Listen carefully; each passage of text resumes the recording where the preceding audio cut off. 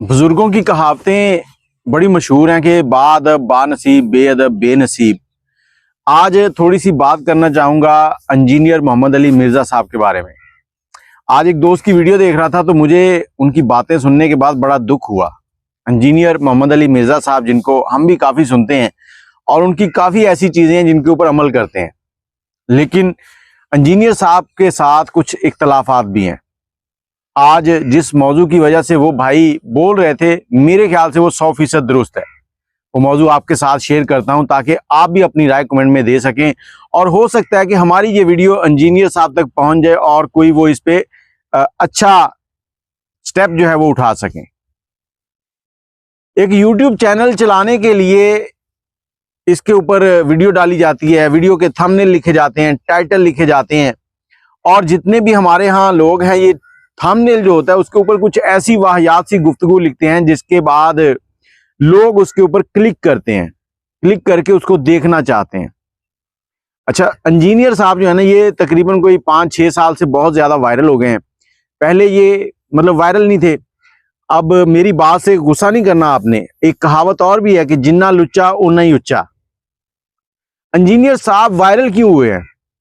आज हमारे मुआशरे में जितने भी वायरल लोग हैं उनके कारनामे क्या हैं? कोई अच्छा काम करने वाला वायरल है? इंजीनियर साहब की बदजुबानी की वजह से ये वायरल है। इंजीनियर साहब जब भी कोई भी बात समझा रहे हैं, बात इनकी बेशक ठीक होती है, मैं नहीं इख्तिलाफ करता कि वो बात गलत होती है, लेकिन इन्होंने उसको अंदाज इस तरीके से करना है कि जैसे मस्खरी, अगले बंदे का मजाक बना रहे हैं। इन्होंने बहुत अच्छा काम किया। जो लोग दरबारों के ऊपर जाकर मन्नतें मांगते थे, सजदे करते थे, इस तरह के काम करते थे, वो कम हो गए। लेकिन क्या इन्होंने कभी वो क्या नाम है गोलरा शरीफ वाले, वो शुभ शुभ, उनके बारे में बात की है? शुभ शुभ के बारे में बात करो, आपको तिगनी का नाच नचा देगा वो।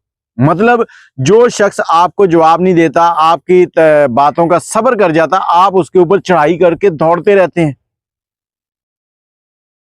अब एक थंबनेल वो भाई दिखा रहे थे जिसमें लिखा हुआ है कि मौलाना ताहिरुल कादरी पादरी, वो इस तरह से ना, पादरी साहब गुस्ताखे रसूल, आगे कोई कॉमा भी नहीं है, सवालिया निशान भी नहीं है थंबनेल के ऊपर।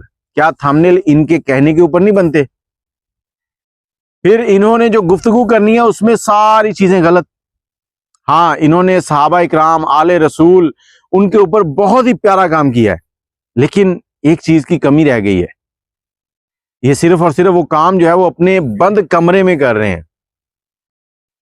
अगर 4 लोगों में बैठे कोई बात इनसे करे, ये उनको जवाब दें ताकि दूध का दूध पानी का पानी हो, लेकिन ये कहते हैं कि मैं क्यों आऊं।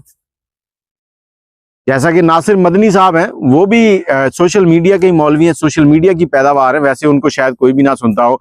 अब उन्होंने हर उस काम में हाथ डालना होता है जिसमें पता चल जाए कि ये कंट्रोवर्सी है, लोग इस पे बातचीत करेंगे। वो उस पर बातचीत करते हैं, लोग सुनते हैं, लोग तो चुटकुले सुनने आते हैं। लेकिन अगर आप उनकी पूरी तकरीर सुने तो आपको उम्मीद है कि वो अच्छी लगेगी। इसी तरह से इंजीनियर साहब जो हैं, इनका काम भी चुटकुले मारना है, बदतमीजी, बदजुबानी करना। दुनिया में हर शख्स को यही कहा गया कि एक दूसरे का एहतराम करो। नबी पाक जो इस दुनिया में सबसे अफजल हैं, हर चीज से अफजल हैं, हजूर सल्लल्लाहु अलैहि वसल्लम, उनसे अफजल कोई चीज नहीं है। वो आखिरी नबी हैं, आखिरी रसूल हैं, उनके बाद कोई और नबी नहीं आएगा, कोई और रसूल नहीं आएगा। आखिरी किताब हजरत मोहम्मद सल्लल्लाहु अलैहि वसल्लम पर नाजिल हुई है, कुरान पाक। हम उनके मानने वाले हैं और हम मुसलमान हैं, अल्हम्दुलिल्लाह। और नबी पाक जो है, एक बार बताया जाता है कि एक जनाजा गुजर रहा था और वो जनाजा किसी गैर मुस्लिम का था।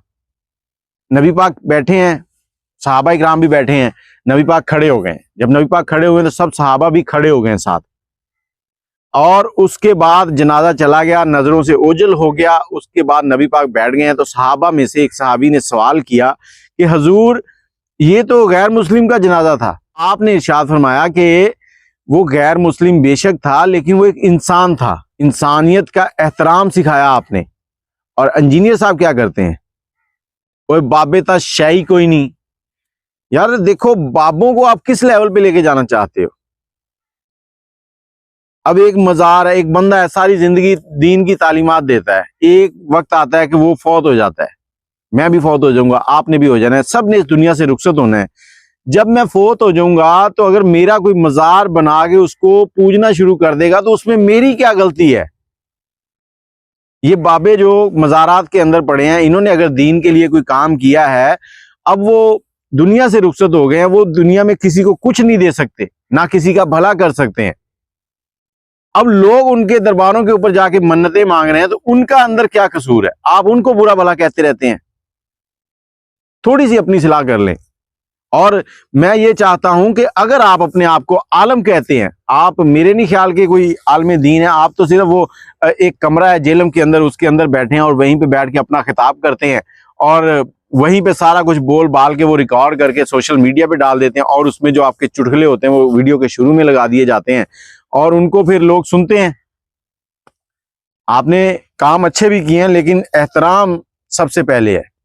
वालिदैन, अब मैं आपको एक अपनी का किस्सा सुनाता हूं कि मैं कराची गुलशन हदीद के इलाके में एक कंपनी में जॉब करता था। शाम का टाइम था और हमारे वहां पे ना एक नाली बनी हुई थी पौधों की। उस नाली का जो रुख था ना वो मशरिक से मगरिब था।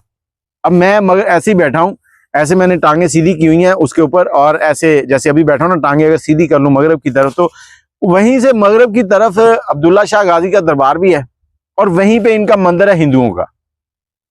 मेरे साथ एक हिंदू लड़का बैठा है, उसने मुझे कहा कि ये टांगे इकट्ठी कर लो। मैंने कहा वजह क्या हुआ?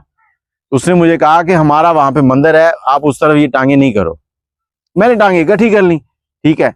अब अगर मैं उसे कहता कि मंदिर तो तुम्हारा 10 किलोमीटर दूर है या 20 किलोमीटर दूर है, उसको क्या हो रहा है? देखें, जब आप किसी को एहतराम दिखाते हैं उसका, तो वो आपके बारे में दिलचस्पी लेता है, वो आपके बारे में दिलचस्पी लेता है, आपको जानने की कोशिश करता है, आपके बारे में बात करता है, लोगों को बताता है यार ये फलां मजहब से तल्लक रखता है, इसके ये मामलात हैं। नबी पाक ने कभी किसी के साथ सख्ती से बात नहीं की। कोई कितना भी जुल्म कर जाए, कोई कितना भी बुरा भला कह जाए, आप हमेशा उसको इखलाकियात के साथ समझाते थे और लॉजिक के साथ। ये नहीं कि उसको जैसे इंजीनियर साहब कहते हैं इस तरह के मामलात। नबी पाक से बड़ा शफीक इंसान दुनिया में कोई नहीं है, जिन्होंने अपने लिए, अपनी औलाद के लिए छोड़कर अपनी पूरी उम्मत के लिए सोचा है, पूरी दुनिया के लिए सोचा है, लोगों के लिए राह हक दिखाया है कि लोग कैसे इस्लाम को कबूल कर सकते हैं। सब ने मरना है, अल्लाह के सामने पेश होना है और उसके बाद जवाब देना है। और मैं आपको एक चीज और बताता चलूं कि हकूकुल्लाह जो है ना वो अल्लाह के लिए है। अल्लाह पाक जिसको चाहे माफ करें, जिसको चाहे उससे हिसाब लें, हर चीज पे कादिर है अल्लाह ताला। लेकिन जो हकूकुल इबाद है वो अल्लाह ताला ने बंदों के पास ही रख दी है। अगर आपका हमसाया जो है वो बेशक काफिर ही है, आपने उसके साथ भी जुल्म किया है, तो आपको उसका भी जवाब देना पड़ेगा। जब तक वो बंदा माफ नहीं करेगा, मेरा नहीं ख्याल कि आपको माफी मिल जाए। इंजीनियर साहब, कुछ ख्याल करो, बोलने से पहले तोल लिया करो कि आप क्या बोल रहे हो। अगर यही आपके लहजे में नरमी आ जाए, आपके सुनने वाले हजारों लोग आपको छोड़ते जा रहे हैं इसी वजह से कि आप बदजुबानी करते हैं, आप बद इखलाकी से पेश आते हैं लोगों के साथ। और आपको एक चीज और भी करनी चाहिए कि जितना अरसा आपको ये इल्म पढ़ते हुए हो गया, अब तो आपको हर चीज का पता है, तो आपको चाहिए कि लोगों के सामने आए, क्राउड के अंदर आए, लोगों को बताएं, ना कि आप उसी एक कमरे के अंदर, हुजरे के अंदर रहें।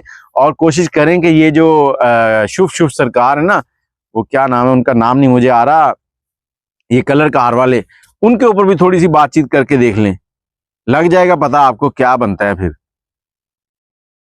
बाकी आप लोग अपनी राय कमेंट में जरूर दीजिएगा। मेरी बात अगर किसी को बुरी लगी हो और अगर कहीं कोई गलती होगी हो तो मैं आप सबसे माफी चाहता हूं।